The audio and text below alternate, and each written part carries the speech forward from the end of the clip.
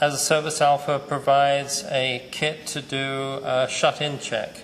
And the kit includes a disposable 60 ml syringe, a length of Teflon tubing, quarter OD tubing, a shorter length of Tygon tubing. And the reason why we use this tubing is that one will fit over the other to form a gas-tight seal, a three-way stopcock, a one-way stopcock, and connectors to connect the tubing to the components of the sampling assembly. So we're going to undo the cap on the canister. We're going to attach the soil gas flow controller to the canister. Just need to line it up. This can be tightened finger tight, and you make it snug. This is a demonstration of how to set up. This would be the tubing that has been installed for either a sub-slab probe or a soil gas vapor point, and the tubing is and for the demonstration is just coming above the surface. Going to install the Teflon the stainless steel nut and Teflon ferrule onto the tubing. This goes into the metal filter on the exit to the flow controller.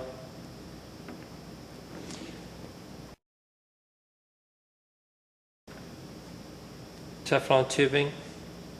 I'm now going to attach the three-way stopcock to the tubing on the flow controller. Attach the disposable syringe with the Luer lock fitting.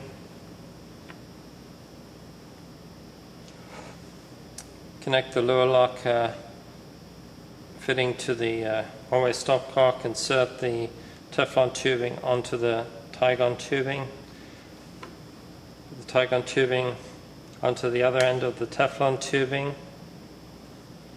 then connect the tubing to the three-way stopcock.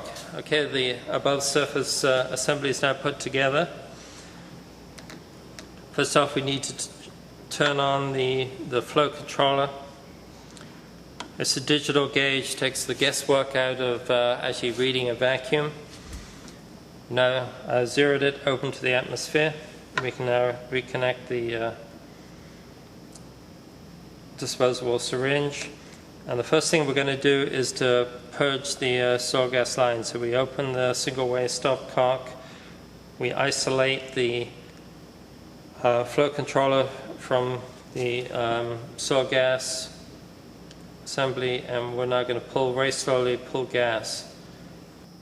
One thing that you can check here is that when you're pulling this back, a good practice is to verify that the probe is actually allowing the flow of gas through it before you sample.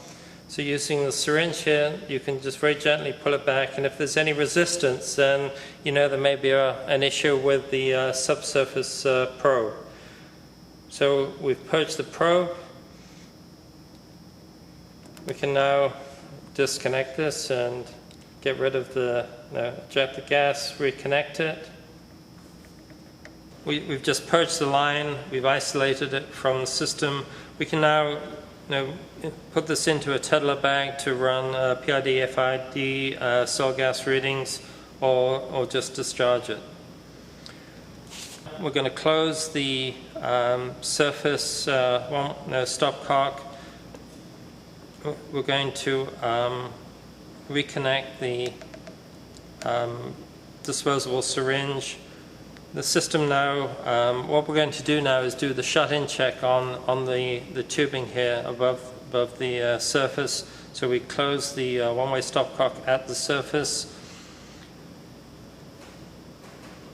We're going to pull a vacuum on this, and it's going to demonstrate the integrity of the above ground assembly from the canister through the flow controller, through the connections here to the valve at the surface. So with the gauge at 0, we're going to start pulling a vacuum on the system.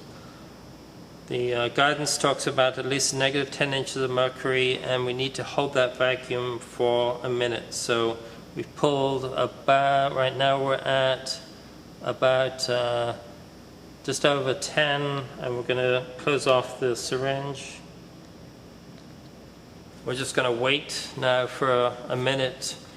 We're looking for at least less than 0.5 drop-in vacuum for a period of a minute.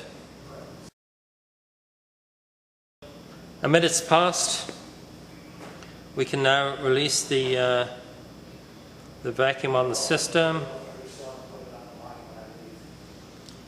Close off the system to the atmosphere, and we're now ready to take the sample. We open the valve at the surface, and one additional check you need to make before you start taking the sample is to check the vacuum on the canister prior to collecting the sample. Recommendation is that you have at least 90% of the vacuum remaining in the canister from the value that was given when it was shipped from the laboratory. So this is 29.5. We're going to open the valve, and the vacuum will jump up to 29, and that is acceptable. If it's less than 27, then you need to reject that canister and select another canister. So with a 200 ml per minute flow restrictor, the canister will take approximately 5 minutes to discharge or fully collect the sample. It's a soil gas sample, so you can allow the canister to go down to 0. Vacuum's down to 0, the sampling is completed. Close the valve, make sure it's tight. You can disconnect the above surface assembly. Remove the flow controller from the canister, and then connect the cap to the canister, ensuring that the Viton O-ring is actually in place. Again, you ensure that the Viton ring is in place when you connect it. Okay, the sample is now sealed, and we can record the information in the chain of custody.